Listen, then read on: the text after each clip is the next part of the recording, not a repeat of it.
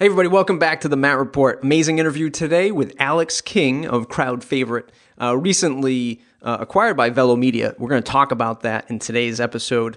One thing I do have to highlight though, and during the interview of this podcast, the original interview, I was not recording with this mic. I was recording with the mic in the webcam, so I do apologize for the sound being off. It's really embarrassing, and it's still a great episode. Matter of fact, it's one of my favorite episodes. It's just a little miff that we had to have some poor audio on my end, so I do apologize about that. Please continue to listen. It is a great episode. You can learn a lot from Alex. And yesterday, in the last episode I published was with Jake Goldman of 10up. So I've got two WordPress agency founders who really get it, and it's just amazing to hear the undercurrent of how important it is to hire the right team and how you do that, right? How do you interview these people? How do you find these people? How do you set the right culture? We're going to learn about that from Alex today, but definitely go back and check out the episode from Jake. Also very important to hear his point of view. Other than that, things are going awesome. Thanks to everybody who's supporting me in the Matt Report Pro community. It's an amazing time, folks, connecting with each other, learning how to build a better business. They're all collaborating on the community forums inside the Matt Report. You want to learn more about that? It's mattreport.com/join. And I've still got the discount code running. It's MattPro10. Use that at checkout. Get your sign up for just $10 when you sign up. Other than that, you want to support the show, share it. Let your friends know on Twitter, Facebook, Google+, any place that you culminate with other WordPress folks. Let them know about the Matt Report. It is a growing community and a great time. mattreport.com/subscribe. Join the mailing list. Thanks, everybody. Hey everybody, welcome to the Matt Report. As always, your host Matt for the #1 WordPress business podcast on the web. Unfortunately, you, Alex, our guest today, sat down with my enemy, my arch nemesis over at WP Elevation. I'm just kidding. He's a good guy. But thanks for taking the time to hang out with us today.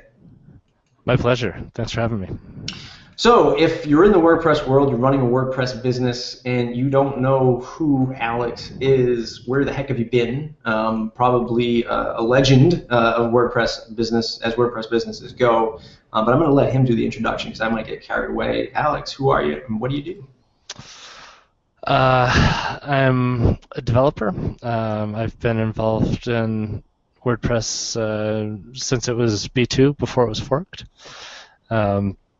I had the good fortune to be there during that time and be contributing code to the community. So some of the things that I had been playing around with B2 and some of the features I'd built actually got rolled into the first version of WordPress, which is pretty cool to say now that it's become this behemoth on the web.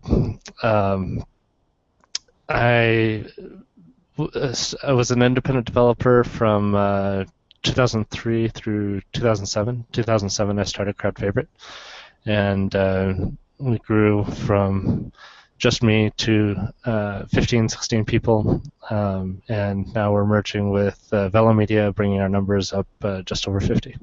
Nice. Congratulations on that, by the way. There's a whole slew of things that I want to get in to talking about. A lot of the folks in the audience are freelancers or just starting their WordPress gig, be it building a website for somebody that they know for a few $100 or a few $1,000 to folks who are building plugins and themes and such. Thinking back to when you started, which is like ages ago in terms of WordPress and the internet. What was it like getting started with WordPress? Do you have a particular memory of a project that you did that said, you know what, this is because of this, I think I can turn this into a career, or I can make a business out of this? Well, early on, the community was very different. It was a lot of developers and people that were hacking on their tools as well as using them. So releasing stuff into that community was a very different experience. You had people that were interested in interacting with the code, and you're being involved on kind of a developer level rather than what the majority of users are today, which are people that are using WordPress as a product. and are interested in solving business problems, and less interested in tinkering with what goes on behind the scenes. So the experience of releasing stuff into the early community was very different than the experience of releasing stuff today. Support requests were very different. There's a lot more understanding that this was something that people were doing in their spare time, because there was no commercialization opportunities, because there was no market at that point that had yet to be established. So there was a number of, I guess, differences there that are pretty significant. Where should I go from here? That's fine. Do you remember, so Crowd Favorite, age-old company, and I'm going to keep saying that because for folks that don't know, it's even to large firms, larger WordPress firms like Web Dev Studios or Tenna, folks are always sort of harkening back to Crowd Favorite. When you started the company, was it basically just a services-based business? We'll build your WordPress solution for you. Did you already have the future vision to go into building larger plugins?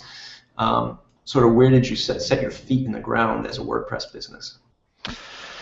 Yeah, so I had done a startup with a friend of mine building a web-based feed reader, which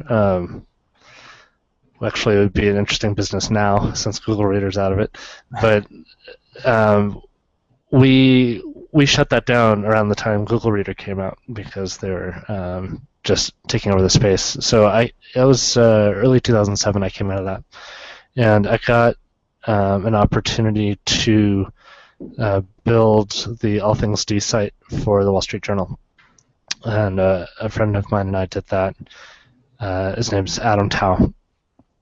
And after we finished that project, that really kind of showed people that WordPress could be used in large publishing environments for more than just a blog. I think that there were other, I think maybe the New York Times was using WordPress for blogging at that point, but there weren't large publishers that were using WordPress as a CMS at the time. And I had been using WordPress as a CMS for various sites since 2004, back before there were pages and things like that. So I had some experience there and was able to apply that for the All Things D site. And from there, I started getting more and more inquiries about interesting projects. I think a combination of the work that we did and the people sort of opening up to it as a platform and seeing the possibilities there. Yeah. And this is, that comes naturally with the territory. You get a project like All Things D, and sort of now you're connected to the larger publishing world, or interesting projects start to come. My audience is going to want to know, how did you get All Things D? Did you wake up one morning with an email that said we need a website built, and they just broadcasted it to anybody, or how did you land that? They had an RFP out, and I was unaware of that. They had some responses, but they weren't getting responses that they really felt comfortable with. And actually, Matt Mullenweg reached out to me and said, "There's this RFP out there. Would you be interested in sending a response?" So things kind of went from there. So yeah, I mean, the previous 5 years that I'd spent in the community contributing led to that opportunity.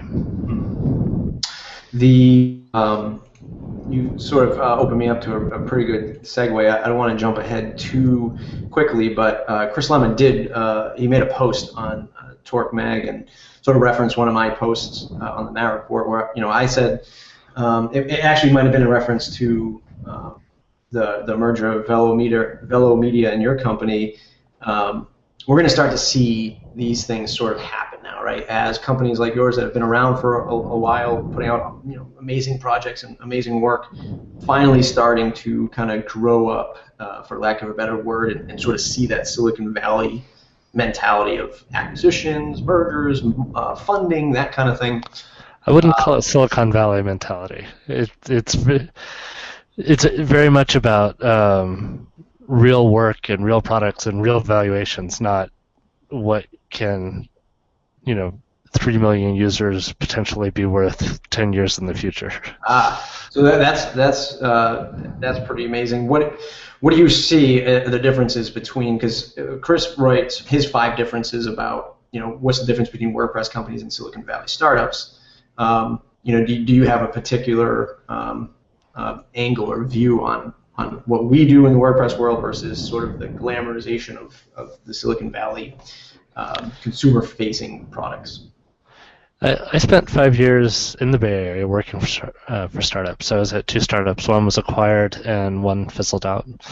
And so I got to see that up close and personal in the late 90s, early 2000s, right in the boom. And that was actually what drove me to move from the Bay Area to Denver and get out of that environment. It was frustrating to me to see so many people working so hard on something and success looking like all of that going away, which is what happens so much when there's an exit, whatever that exit may be. Maybe it's an acquisition, maybe it's an acqui-hire, maybe it's a product getting rolled into a bigger company or a company wanting to buy you out because you're a competitor. The chances of your company actually going public and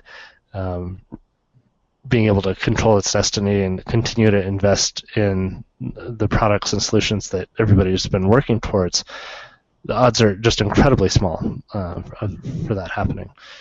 And that definition of success didn't make sense to me. I was interested in building things that were going to have more lasting value and being able to have more control of that.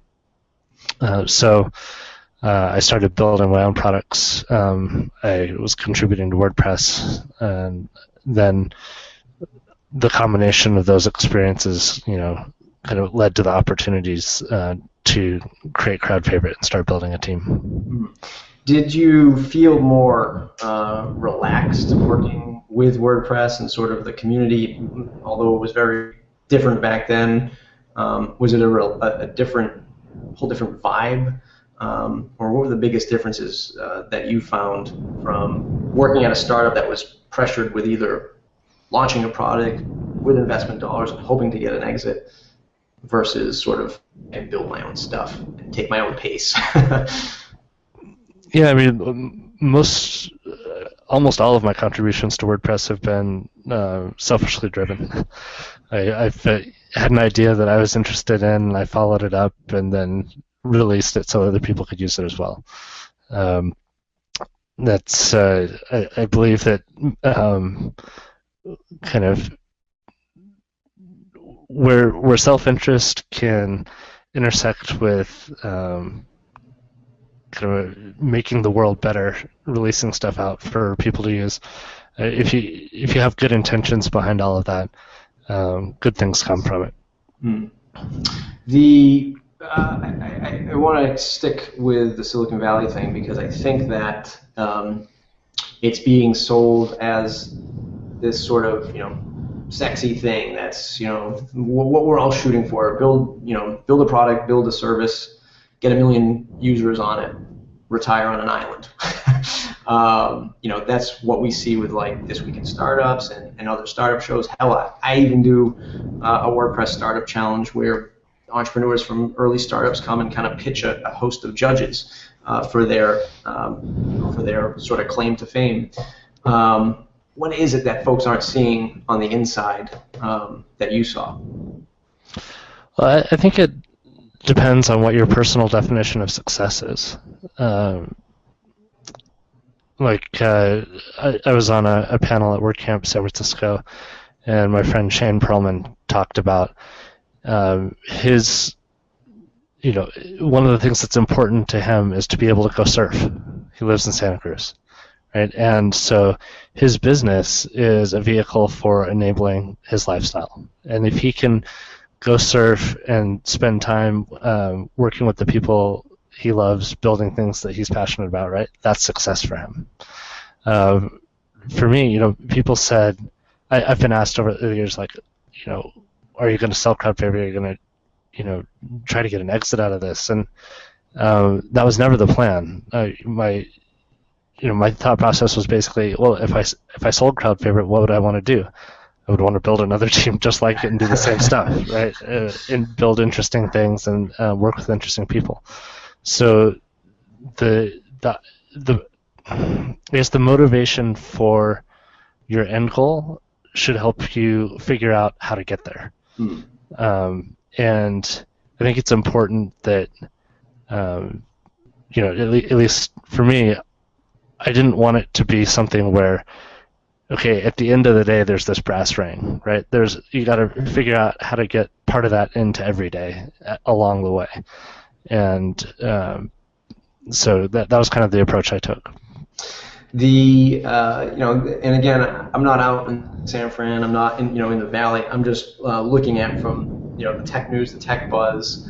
But even talking to Shane, I asked him this question too. It's like you don't really hear about sort of the WordPress stuff, mixed in with TechCrunch until large firms like yourself sort of make the headlines. Why is that? I mean, are people, investors, businesses in the Valley, in that scene, look at WordPress as like, it's never going to be as big a target as a Facebook or as a Twitter? Is it open source that they're afraid of? Like investors look at it and say, ooh, we don't want to get mixed up with this open source stuff. Any kind of insight to that? That's an interesting question. I think that there's a couple of different ways we can approach that. One is to answer more directly. Yes, I think open source is somewhat at odds with kind of the celebrity of the tech press. A lot of people that are involved in open source are not in it for the same reasons as somebody who's running around trying to get $10 million in VC money to try to get their company flipped. Right? It's a very different mindset. I think also you don't see, like, the WordPress ecosystem is very large and growing, but it hasn't been from the beginning about commercialization, whereas, say, the app economy for iOS has been always a vehicle for developers to get paid. I think that it's also interesting to think about this in terms of our larger society and how press and media in general works. It's so much of it is a for-profit business now. They're interested in doing the type of reporting that's going to drive revenue for them, whether it be page views or viewership on like a YouTube channel or sponsorships or things like that. And so the people that have money become to be more interesting there. And there's a great line from a show I watch on ESPN, pardon the interruption. They're talking about why they would mess with the different formats for different playoffs and things like that, where, like, it's perfectly good. Don't add another round of playoffs to the NBA, or don't add another round to the NCAA tournaments, these play-in weekends and stuff. So, Tony Kornheiser said, the answer to all of your questions is money. Right. And that's what's driving all of these decisions. And I find it really interesting to look at, kind of use that as a lens to look at some of these questions where, all of these things are businesses. They have to pay people. They have to get revenue. And they, depending on their various approaches, that's going to lead them in various different directions. I love that the comparison of apps and the commercialization of apps, and sort of that was the whole driving force. It was, build an app, put it on the iTunes App Store, charge whatever you want up to a certain thing, and we all settled on 99 cents. Like, what the hell? But then like you say with WordPress, it's not.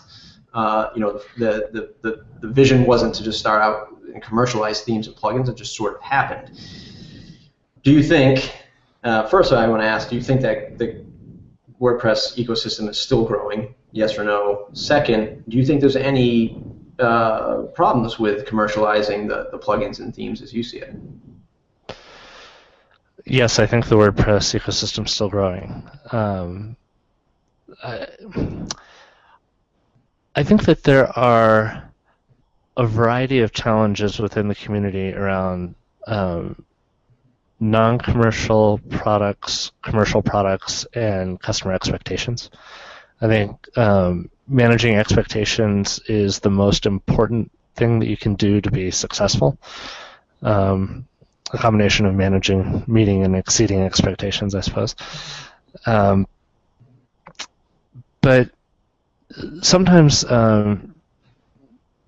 there is a general opinion or viewpoint in the community that makes attempts to manage those expectations sort of like swimming upstream. For a long time, it was having anything commercial at all was going against the grain of the community. Then we got into different licensing kerfuffles. And now, what's that? To say the least. Yeah. I've been happy to steer clear of that stuff. Yeah. The other thing that that I think is happening now is you have a lot of free plugins on .org that are somehow commercially supported or have a smaller enough user base that the developers, it's a hobby for them, they enjoy supporting it, and the support is really good. There's another collection of plugins, like a lot of the stuff that I've written, that I wrote it, I put it out there. If it works for you, great. If not, I'm sorry, I really don't have time to individually help people with this. And then you have the commercial plugins, which have, I think, appropriately a support expectation with them. But there's a certain amount of sophistication about the community, about how development works, how products are released, that's required to kind of understand which is which. So quite reasonably, a large portion of the community is looking at their past experience outside of the WordPress community and seeing, when I get a product, I get support, whether I paid for it or not. And I think that that's a challenge for people that are trying to make contributions within the community. It's important that they understand that, and that we've chosen to release some of our stuff just on GitHub rather than putting it on .org because it's focused more towards developers. It's not something we can easily support for end users, etc. And we don't want them to have the experience of being frustrated with us as a result of trying to use one of our products. Right. So it's fair to say that you obviously support the commercialization and themes to grow a business, right? In order to provide support and reinvestment and innovation into a plugin or a theme. Yeah, I mean, we have two commercial WordPress products. We have dozens of freely available products, plugins, themes. We have not taken the product road to building the business. It's Crowd Favorite is a services business. But I certainly think that, products or focused services that, sort of as products are certainly, viable approaches. I think that folks who are young developers or people who want to start a business, the barrier to entry for WordPress is so low that it's easy for them to build sites and get all this stuff put together through plugins and themes. But then they start getting that entrepreneurial bug where they're like, okay, I too want to make $1 million theme business, like I just read on ThemeForest, or I want to sell these plugins and do it and make $1 million business, like I see on Code Canyon. Do you think that there should be one? Do you think prices of commercialized plugins and themes should go up? Should it be separated out from support to a one-time fee for the plugin? Any advice for those that are trying to grow more or increase their revenue with their plugins or themes? Well, I think that the theme market has become fairly well commoditized. I think that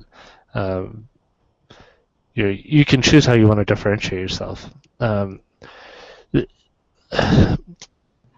The difference between one of the fundamental differences between a services business and a product business is with a services business, you want to have fewer clients that are higher value. And with a product business, you're looking to have many customers that are each individually lower value, and you're going for an economy of scale.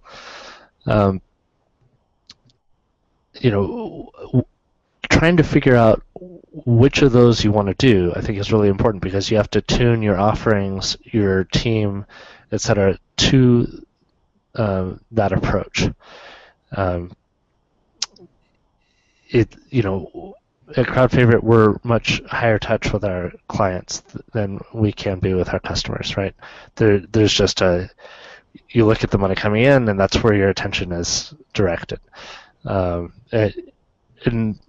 I think that expectations are generally along those lines as well. Like, our clients expect more time communicating with us, discussing problems, interacting with us, than our customers do, right? They typically seem to be pretty happy to use self-service documentation, support forums. We're pretty responsive there, things like that. So those types of businesses have very different growth patterns. Getting back to the original question, how would I look at trying to grow a product business? The first thing I would look at is, how can I differentiate myself, right? And I would hope that would be something that's easily answered by something I was passionate about, whether it's a product I really care about, whether it's a way of providing service to my customers, whether it's a certain philosophy that I try to make sure that everything we do embodies. I think that the marketplace is crowded enough at this point that if you can't easily answer how is my team, how are my offerings different than everyone else's, your customers are going to have a hard time answering that as well, and you're not going to be as successful. That's great. That's a great takeaway for product. Because a lot of folks will jump into the market and be like, I'm just going to make another responsive theme, or the options are going to be the exact same thing, or I'm going to make another contact form plugin or something like that. These are just examples. And a lot of the time they're just looking at what the competition is doing and replicating it, and trying to pass it off as innovation, or at least as their own flavor. And differentiating yourself, telling a better story, positioning, and things like that are super important on the product side.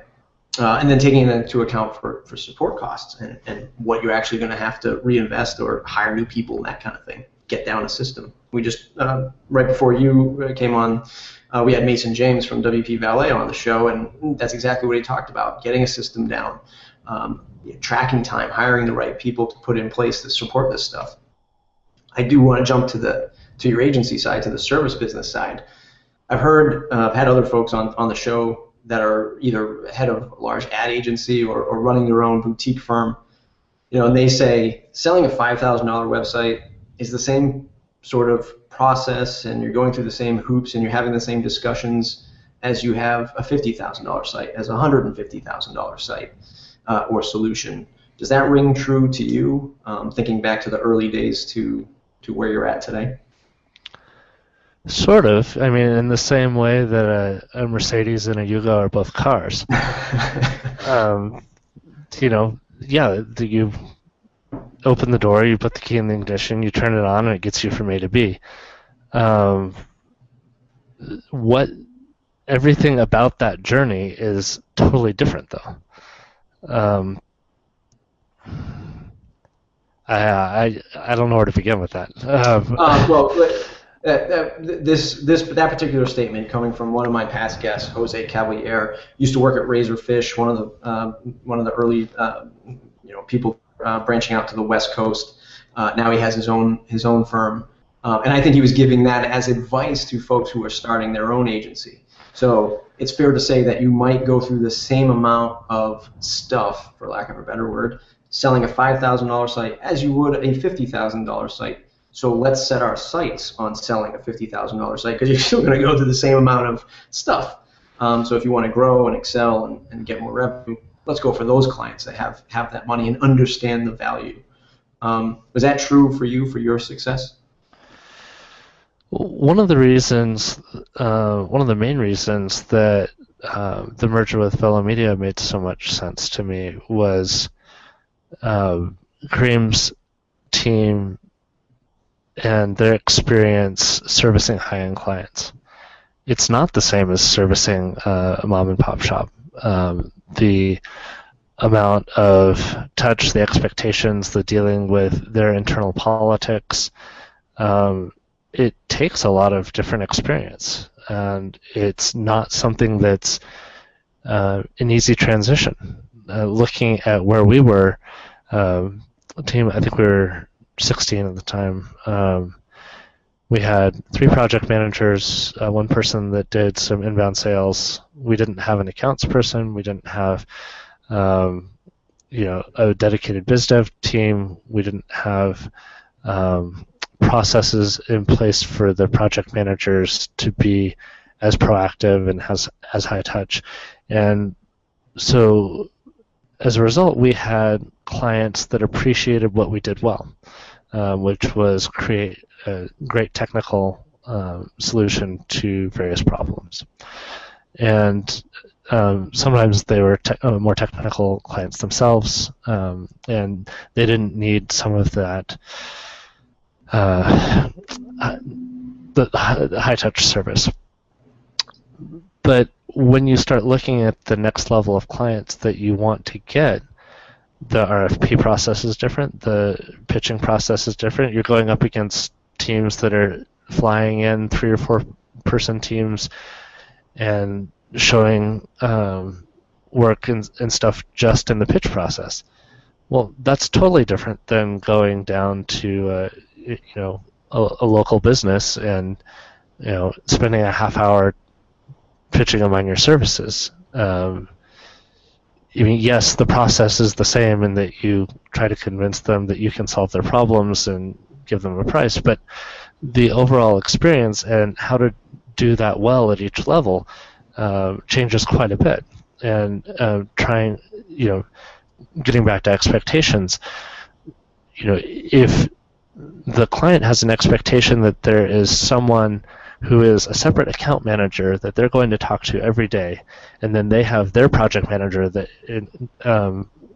expects to be working on a daily basis with a dedicated project manager on your team, and they've got a tech lead that wants to interact with your tech lead, you start to have different layers to things that you need to be able to do well in order to succeed with that client.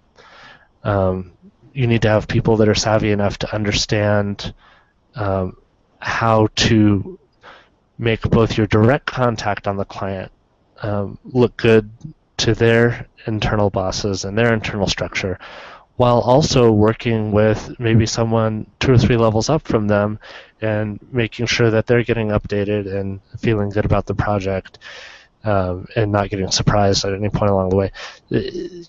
Yeah, I mean, there's a lot more that goes into it. Right. And what I'm hearing, because folks in the audience, they're here to sort of take away some kind of tidbit that they can kind of apply in their own business, or get ready to look at it and say, I might even pivot my vision a little bit. What I hear a lot in the first half of your answer is positioning, right? Your crowd favorite excelling at building, either intricate applications or, really dynamic stuff like building the code and that kind of thing. VeloMedia, sure, they're going to fly with the big boys. They're going to, sort of have the sizzle side of it, for lack of a better word. How important is positioning to you? Like, many folks are going to start out and they're like, I'm going to do design, development, marketing, strategy, wireframing, content, migration, support, product. You're going to do all this stuff. Why not just focus on great development and partnering with firms or ad agencies? Is that fair advice to someone just starting out trying to pick a path to really excel at? I would say, you're going to be most successful doing the thing you're most passionate about. So whatever that is, do that, and as you're doing it, figure out ways to make that successful. Maybe that's building your own team. Maybe that's partnering with another team. Maybe that's deciding, what I really love doing is the building part. I don't like the selling part or the management part. I'm going to go get a job somewhere that with other people that love the same stuff I do. There's nothing wrong with that, right? There's nothing wrong with saying, this is the part of what I do that I really love, and I want to maximize that. Let's talk about you. Right? It's developing, right, that you really love. It's building that, or is it building the team? And has it changed over the years? It has changed over the years, but building stuff and getting my hands on the code is still what really energizes me. But it was I don't know, I was about 3 years in, and there were some dynamics in the team that I didn't think were what they should be, and we had lost someone on the team that I was sorry to see go, and so why is this team not working the way I think it should? And a big reason was because I wasn't focused on that. And so I started to focus more on that, started treating the team as my product. And from there, things started to improve. The culture became something I was much more focused on. And I realized that it's not something that I can just leave to chance. It needs to be something that's more intentional, and something that I need to invest more in.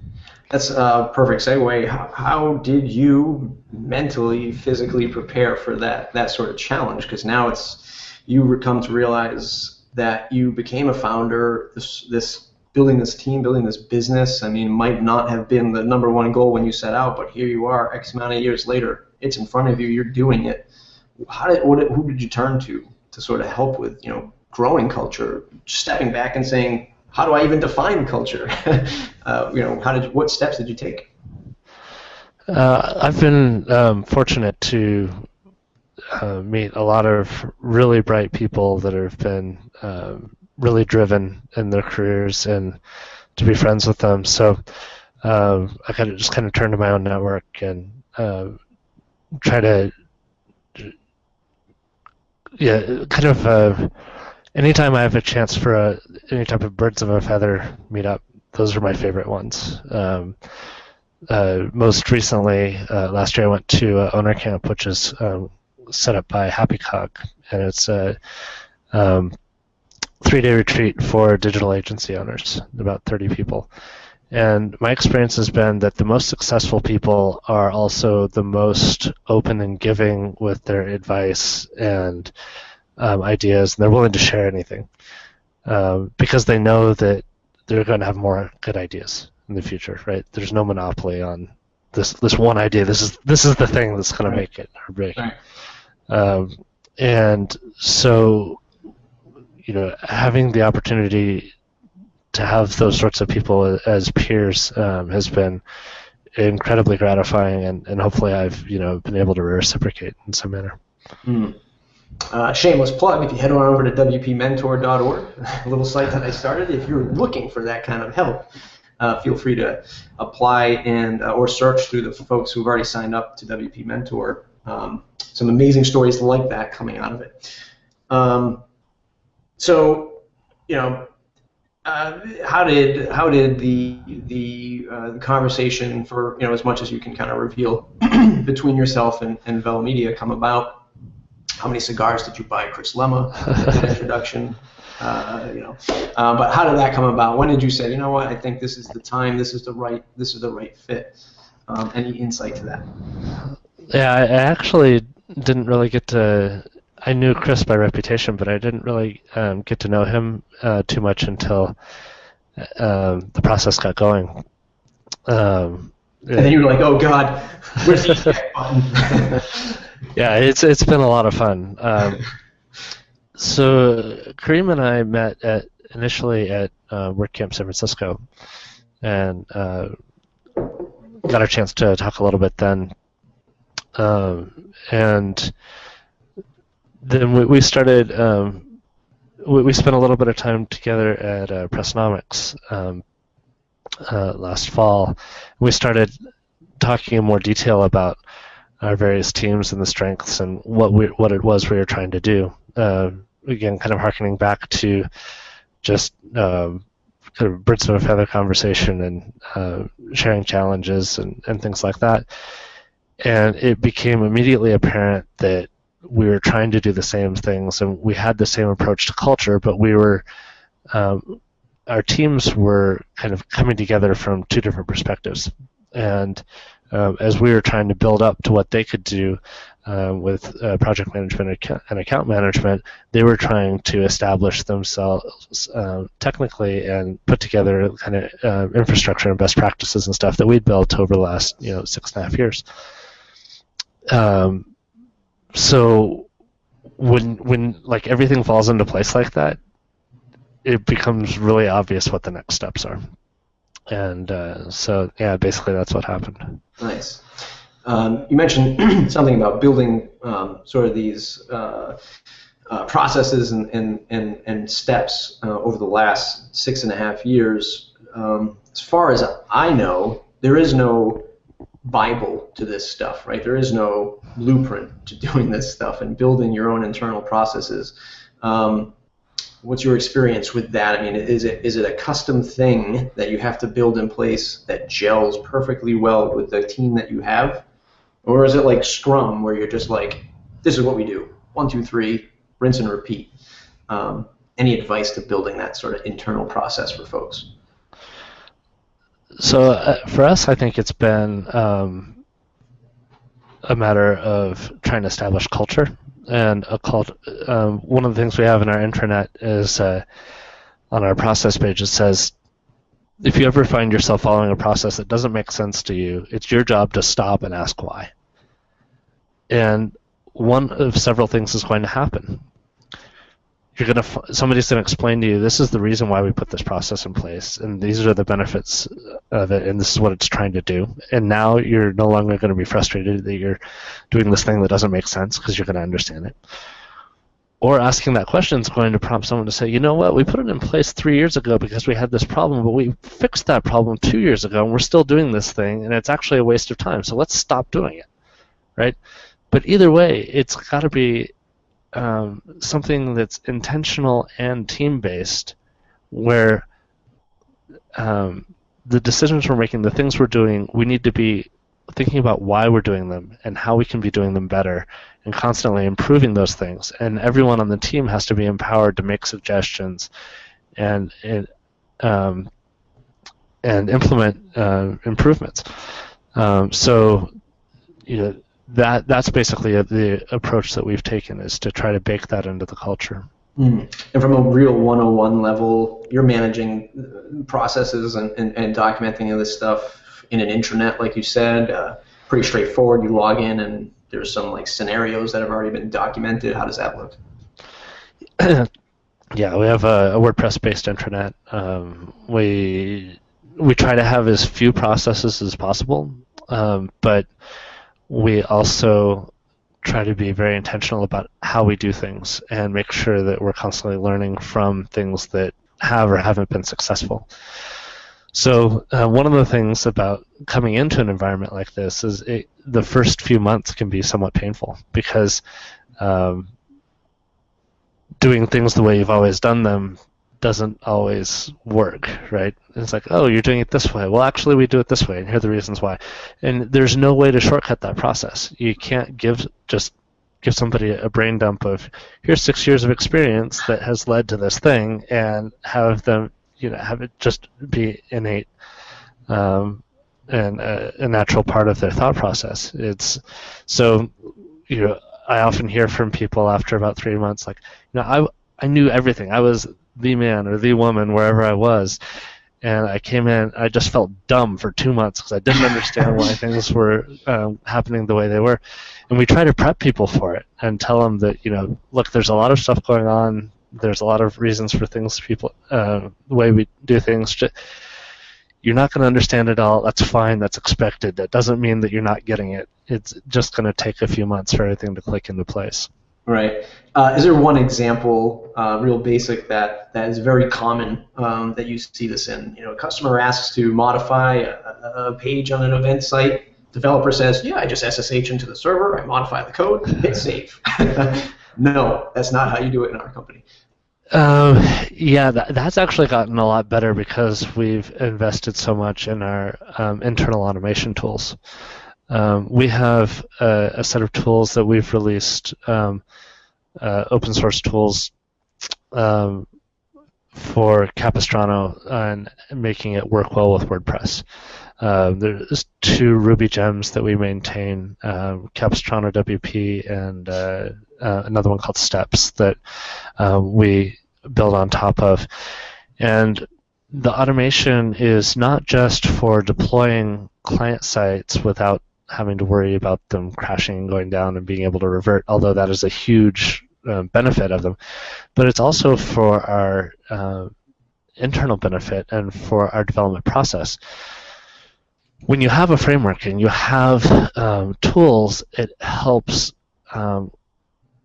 codify the processes that you want to support, right? So we have our Git repos as the site root. We have configuration files. We have configuration files that can be sent to production by the automation tools, for development by the automation tools.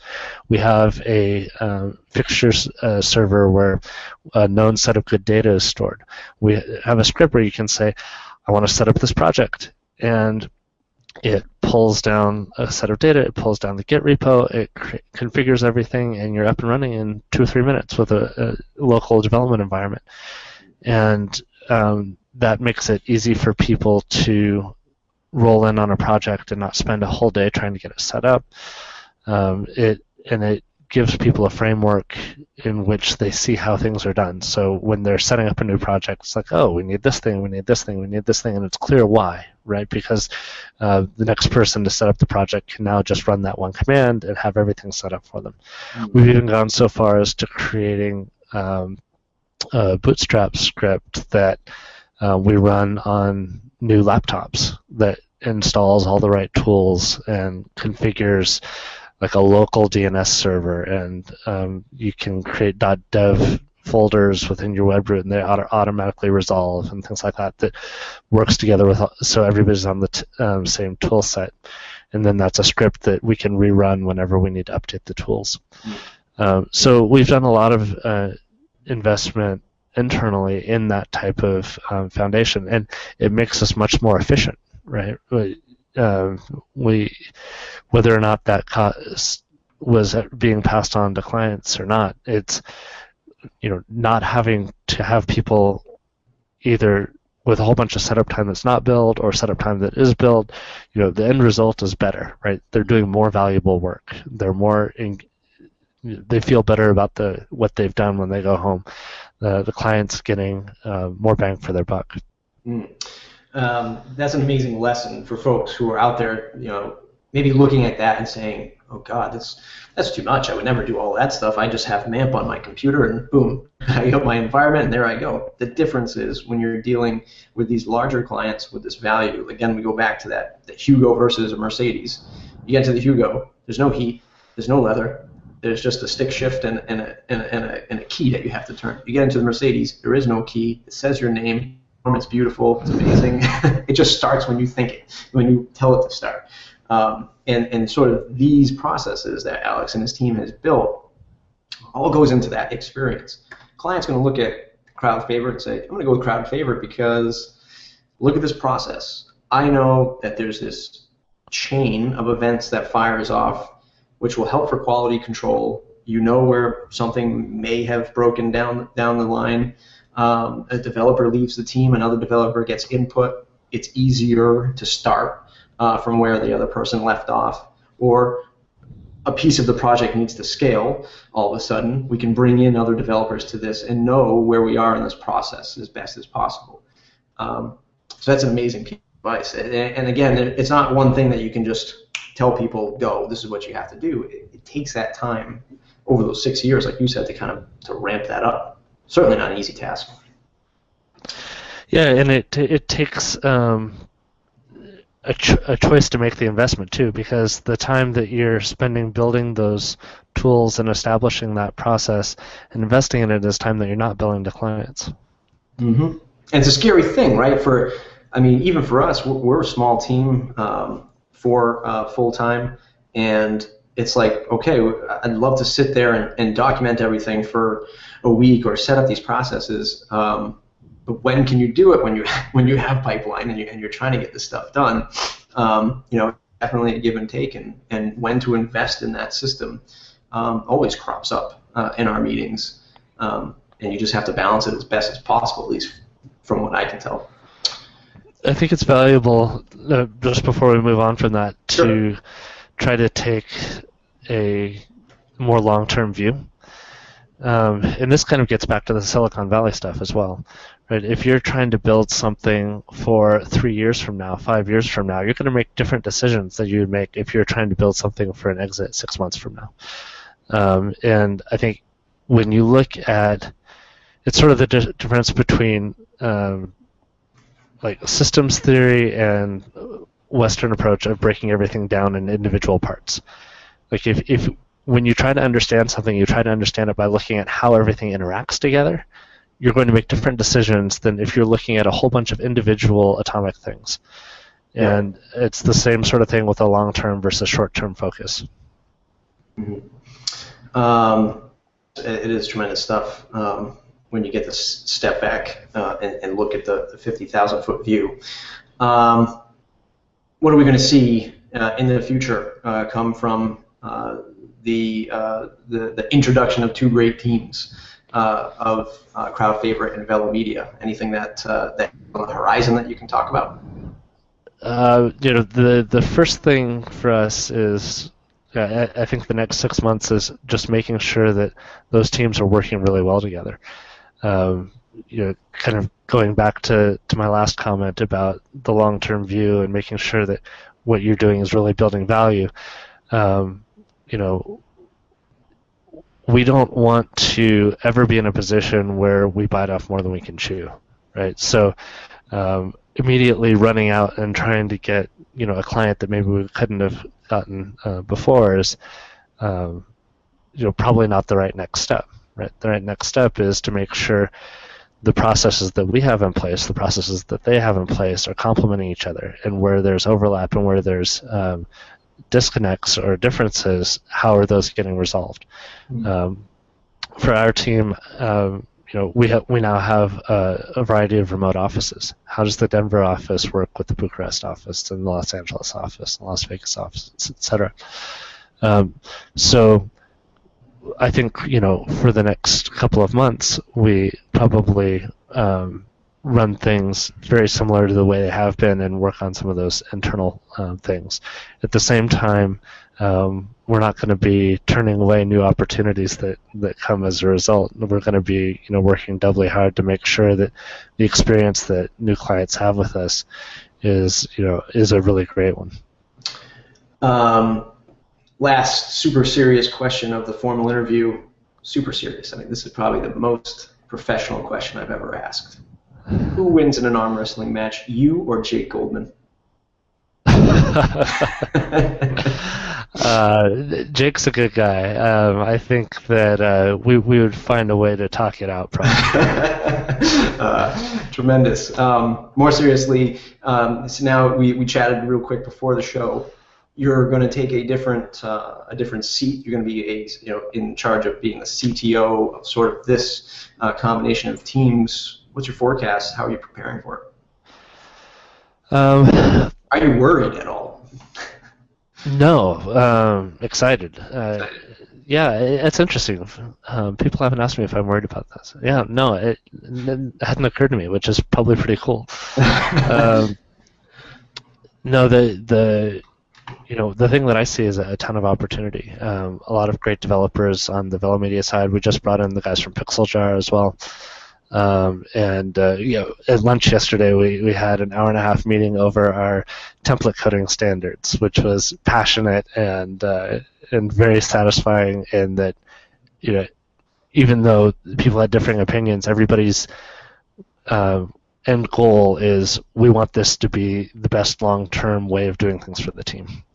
I think we do a pretty good job of keeping those arguments separate from the people making them, right? And to see people compromise during the meeting and saying, well, what if we did this? What if we did this? It's a little thing, but coding standards are important, especially to a technical team, right? Mm-hmm. We want, again, the idea of decisions having to be made and supported, and projects being supported by a team rather than just one person. So we want people rolling in and off of projects and stepping in to help out, that process to be as effective as we can make it. And coding standards and automation, all that stuff really helps. Yeah, that's tremendous stuff. And going back to if you are in a little bit of fear or doubt in going to the new position, I think it's great that it's not even on your mind. I think that's how most passionate entrepreneurs think. They're just going to tackle it. There is no doubt that it's not going to succeed or be a great experience because you're just going to go in and crush it anyway. So it's never really on your mind. So that's amazing stuff. I want to jump into the last two segments. Before I do, folks who are in today, you will hear the answer to the Matt Report Pro question, which will be Alex sort of giving his pointers or his sort of quick bullet points of thinking back to starting his business, things that he knows now that he would definitely put in place before launching a business. So if you are a Matt Report Pro member, mattreport.com/join, you become a Matt Report Pro listener, you can log into the site and get the answer. Last two segments. What's in your toolbox? What type of app do you use on a daily basis that gets you through the day? Something that folks might not know about that you're privy to, that you use to get your work done or manage the business, like an Evernote, but something more top secret. Well, since I've been able to get back into development a little bit more, I guess I'd like to plug our Capsule tool, which is a product that we built on top of WordPress, and it's a journal for developers. And so it handles code snippets and things like that you might want to throw in. And the idea is it replaces kind of the Scratch document that you have open when you're working on a project. So you've got your plugin code or your theme code or something that's going on over here, and you've got this Scratch document where you're working through things, and you're experimenting, or you're taking notes, or keeping data sets, or things like that. And the idea is that all of those artifacts have some sort of future value. And so if you can capture those, then future you is going to be very thankful to present day you for doing that. So we've got some simple syntax for tagging things as projects and using tags and stuff like that. And the thing that's really cool is if you're working in a team, each person can have their own Capsule instance that they're using. They connect it to Capsule server, and they map any of their local projects to remote projects on the server. And whenever you create new entries, new posts that reference those projects, they get automatically replicated back to the server. And then on the server, you can go and you can filter by project, filter by contributor, however you want to look at it. And I know that it's super valuable for me to be able to go back and say, okay, this is the thought process I went through when I was building this feature. This is how it was intended to work. I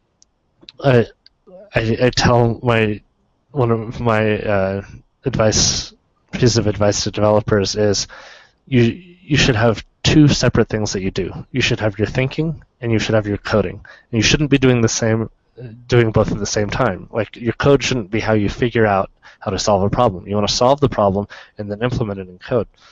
And I find Capsule to be an invaluable tool to be right there, and I can just start working through a problem. I'm just typing out pros, I'm typing out bullet lists, I'm typing out an outline of what I need to do for a specific piece of functionality. And then once I am happy with it there, then I go over to start implementing it. And I go back and forth and keep my notes back and forth. And it's really cool to go and then just kind of browse through a Capsule server and see other developers doing the same thing, and knowing that there's going to be, at some point in the future, one of those entries is going to totally save our butts. Yeah. That's awesome. Where can folks grab that? Crowdfavorite.com/capsule. It's a free product built on top of WordPress. WordPress obviously is a great tool for journaling. So it was really natural to build it on top of that. Awesome. Good stuff. Great stuff. I'm going to jump into the lightning round. I'll ask you a series of quick questions. You'll have a series of quick answers. The one plugin you cannot live without besides your own?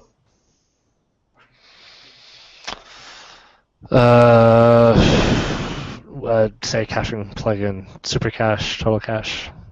A favorite WordPress or business book? Oh. I'll try to get back to you with something good. I don't have anything offhand. No problem. What's a quote that you live or run by? It's not a quote, but the biggest thing that I try to impress on our team is be intentional and always be improving the way we do things. Very nice. What's the best business or career advice you ever received?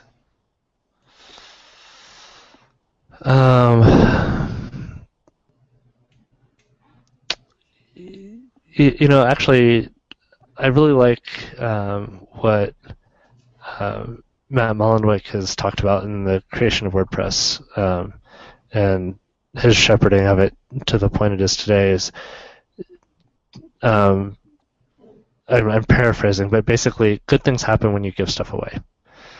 And I think that can be applied at many different levels. Obviously, with WordPress, it's the entire product that's given away.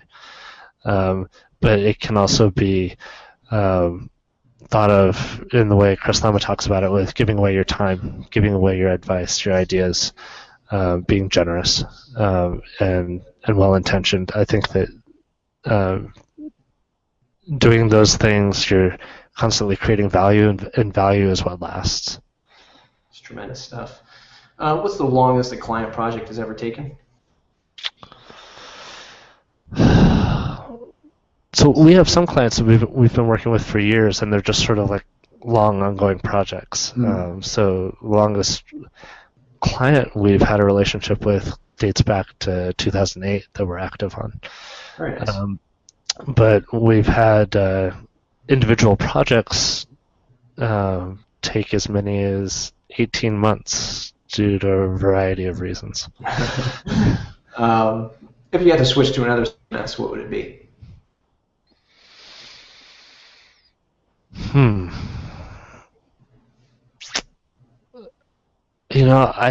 I'm not as knowledgeable about other CMSs. I think if I was going to switch to another CMS, I would probably look at switching languages. So I'd be looking at something that was maybe built on Node or something like that, although Ghost is probably not where I would be going. I was about to say.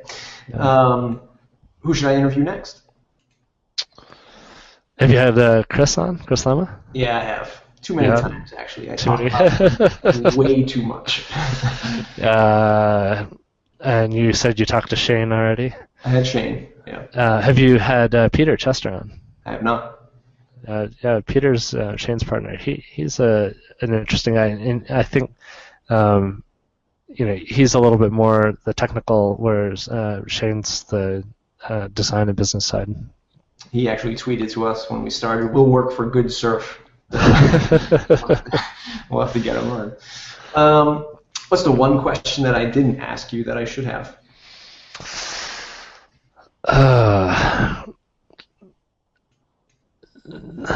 This is a little bit. I get people asking me, how did you know to create all these plugins that you would be able to build your business on in the future? And they don't believe me necessarily when I tell them that that's not how it happened. That, there was no way to predict that this ecosystem was going to happen, right? Building plugins was not a means to an end. It was just something that I did. And I was fortunate that, reputation and word of mouth built from on top of that. And was it helpful in building my business? Absolutely.